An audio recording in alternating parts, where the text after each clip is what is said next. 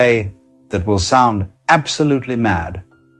There is a secret price that comes with awakening, and it has to do with love. Not the kind of love they write songs about, but something far more dangerous. Every truly awakened person carries a burden that makes them nearly untouchable. And what I'm about to reveal changes everything you think you know about enlightenment. What we mean when we say someone is in love. What's really happening there? When two people fall in love, they're playing a very ancient and rather elaborate game. It's a game of mutual deception, though we'd never call it that at a wedding. Each person presents to the other a carefully edited version of themselves. Not the whole catastrophe, mind you, but the highlight reel, the charming bits, the mysterious bits. And the other person, equally desperate for connection, agrees to believe in this edited version. They invest in it. They build their dreams around it. This is what we call romance. And it's absolutely necessary for the game to work. But when you awaken, and I mean truly awaken, not just have a pleasant experience in meditation, something rather catastrophic happens. Something happens to your ability to play this game. You see through your own editing process. You watch yourself trying to be charming, and you see it for what it is. A performance, a mask, a clever little dance you've been doing since you were old enough to realize that certain behaviors get approval and others get rejection. And worse still, you see through everyone else's performance too. The awakened person stands before another human being completely naked, psychologically speaking. No pretense, no carefully crafted image, no future promises of becoming someone better, someone more complete.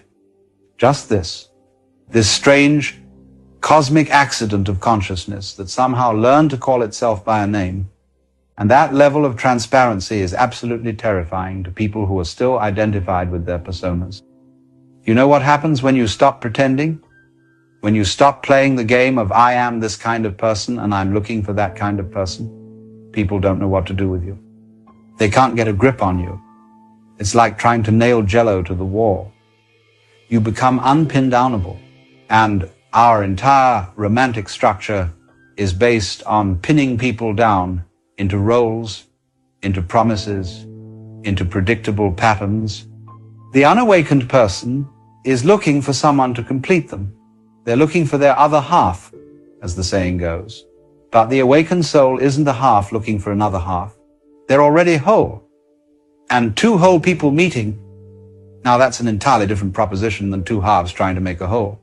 Most people aren't ready for that. They don't want wholeness meeting wholeness. They want need meeting need. That desperate clinging that feels like love but is really just two people afraid of their own emptiness, trying to fill the void with another person's presence. Imagine you meet someone at a party. Charming person, quite attractive. They ask you what you do, where you're going in life, what your dreams are, all the usual questions we use to build the story of who we think we are. Now, if you're awake, you realize you can't answer these questions honestly without sounding like you've lost your mind. Because the honest answer is, I'm nobody going nowhere, and the whole thing is a cosmic joke. I'm the universe pretending to be a person, asking another part of the universe pretending to be a person what they pretend to do. Try that at a cocktail party sometime and watch what happens. The person will smile politely and find someone else to talk to, someone who's still playing the game, someone who has ambitions and plans and a 5-year strategy, someone they can understand, categorize, and potentially fit into their life story. You see, people want to date a character in a novel, not the space between the words. They want someone with a story they can follow, a trajectory they can predict, a future they can imagine. The awakened person has no story. They're just here, now, being whatever is happening. The more you see through the illusion of the separate self, the less you can participate in the usual dance of relationship, because that dance requires two people who believe they're separate selves. It requires someone who can say, I need you, and mean it in that desperate, hungry way that makes for great poetry and terrible relationships. The kind of need that keeps the whole machinery of romance grinding along. That beautiful, tragic need that spawns 1,000 love songs and 1,000,000 broken hearts. It's the fuel that the entire romantic industrial complex runs on. But when you've awakened, you can't say, I need you in that way anymore. Not because you're cold or detached, but because you've seen that the I who would need and the you who would fulfill that need are both characters in a play. You've walked backstage and seen the ropes and pulleys. You can't unsee that. And you can't pretend you haven't seen it just to make someone feel comfortable. So you stand there, utterly available, completely open, but somehow impossible to possess. And possession, my friends, is what most people mistake for love. Think about the language we use. My girlfriend, my boyfriend, my wife, my husband. We speak of human beings if they were property. And when someone leaves us, we feel robbed, betrayed, as if something that belonged to us has been stolen. The awakened person cannot be owned because they don't even own themselves. How can you possess someone who has realized they don't exist as a separate, solid entity? It's like trying to capture smoke. You can see it, you can move through it, but the moment you try to grab it, there's nothing there. And this is where it gets truly interesting. The awakened person loves, oh yes, they love more deeply than you can imagine. But it's a love without hooks, a love without agenda, a love that doesn't ask anything in return because there's no separate entity there to receive anything. It's like the sun shining. The sun doesn't decide to shine on you because you've been good or withhold its light because you've been bad. It just shines. That's what it does. And the awakened person loves in this same unconditional, indiscriminate way. But you see, most people don't want that kind of love. They want the other kind, the kind with conditions, the kind that says, I love you because you make me feel complete. I love you because you validate my existence. I love you because when I'm with you, I can forget the gnawing anxiety that I might not really exist at all. That's the love that comes with strings attached, with contracts written in invisible ink, with expectations that neither party can ever quite articulate but both understand perfectly. It's a business arrangement disguised as romance. The awakened soul cannot enter into this arrangement, not because they're superior or enlightened in some holier-than-thou sense, but because they've seen through the very mechanism that makes the arrangement possible. They can't fake the neediness. They can't manufacture the anxiety that makes possession feel like security. They can't pretend that another person has the power to make them whole because they've discovered they were never broken to begin with. And so they wander through this world of lovers like a sober person at a party where everyone else is drunk. Everyone around them is caught up in the drama, the intensity, the passionate highs and crushing lows of romantic love. And they're just watching with a kind of bemused affection, like a parent watching children play a very serious game of make-believe. They can appreciate the beauty of it.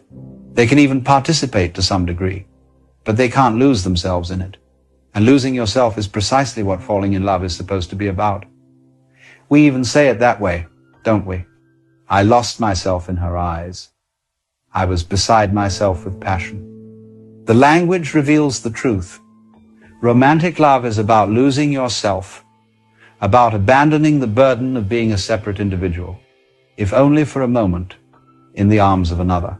It's about merger, fusion, the temporary dissolution of boundaries, and it feels ecstatic precisely because, for a brief moment, you get a taste of what the awakened person knows all the time.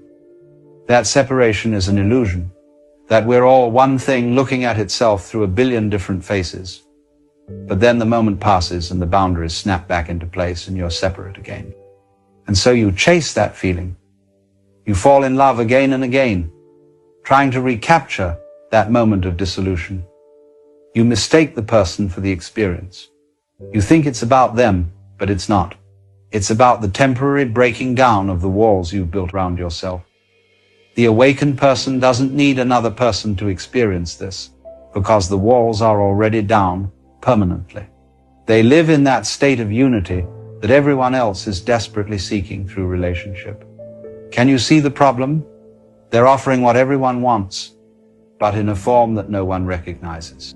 It's like someone offering free water to people dying of thirst, but the water isn't in a bottle or a glass. It's just water, pure and simple. And people walk right past it because it doesn't look like what they think they're looking for. They want the container. They want the form. They want someone who needs them back, who will play the game with conviction, who will suffer dramatically when they threaten to leave, who will cling and grasp and promise forever. The awakened person can't do any of that. Not convincingly, anyway. And so they become untouchable. Not because they're trying to be, not because they think they're too good for ordinary love, but because they've evolved beyond the very mechanism that makes ordinary love possible. They're like a butterfly trying to explain flight to caterpillars. The caterpillars aren't interested. They're too busy crawling around looking for another caterpillar to crawl beside. They can't even conceive of what the butterfly is offering. And the butterfly can't go back to crawling. It's not a choice. The transformation is irreversible. You can't unknow what you know. You can't unsee what you've seen. Some of you might be thinking, well, what about two awakened people? Couldn't they have a relationship? But here's the beautiful thing. When two awakened people meet, they don't have a relationship in the conventional sense. They don't have that drama of separation and union, pushing and pulling, needing and fulfilling. They simply enjoy each other's company, moment by moment, with no story about past or future. They dance together without stepping on each other's toes because neither of them is trying to lead. It's not a relationship. It's a communion. But communion is rare. Most of the awakened souls you'll meet are wandering through a world of people still caught in the dream, still believing in their own separation, still hungry for that special someone to make them complete. And the awakened person looks at all this with tremendous compassion because they remember what it was like. They remember the hunger, the desperate searching, the belief that happiness was just one person away. They remember it like you might remember a dream you had as a child.